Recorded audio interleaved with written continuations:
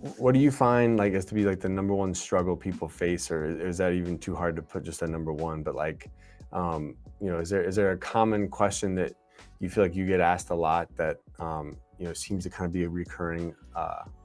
I think a common theme, it might sound a Yeah, little bit different for depending on the person, but a common theme is just dealing with the overwhelming, complicated wave of different emotions that come along the journey and how to cope with all of that. I think there's people out there who do a really great job talking about, well, here's the dementia tip and a trick and an approach.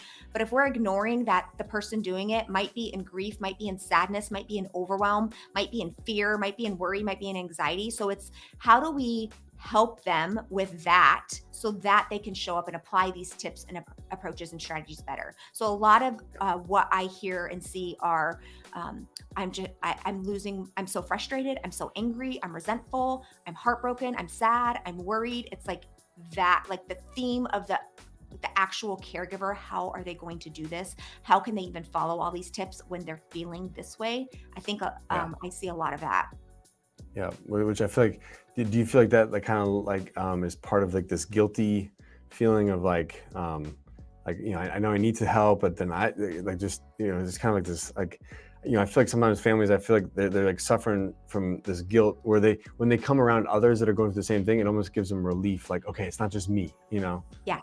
There's big power in understanding you're not alone. And I think it's so crazy for there's like millions and millions of caregivers out there in the world, and many of them feel alone, and they don't realize what they're going through is not something unusual or unique. It's something, it doesn't mean anything bad about them. So many other people are going through it. So I think there's a lot of power in the numbers, and guilt is a big one.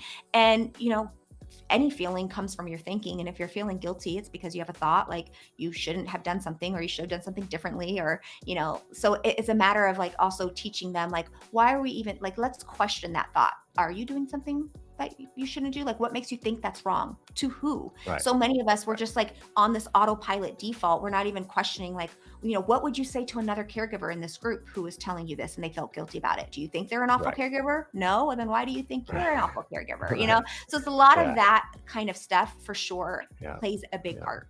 Hey guys, thank you so much for making it this far. If you'd like to watch last week's episode, click here.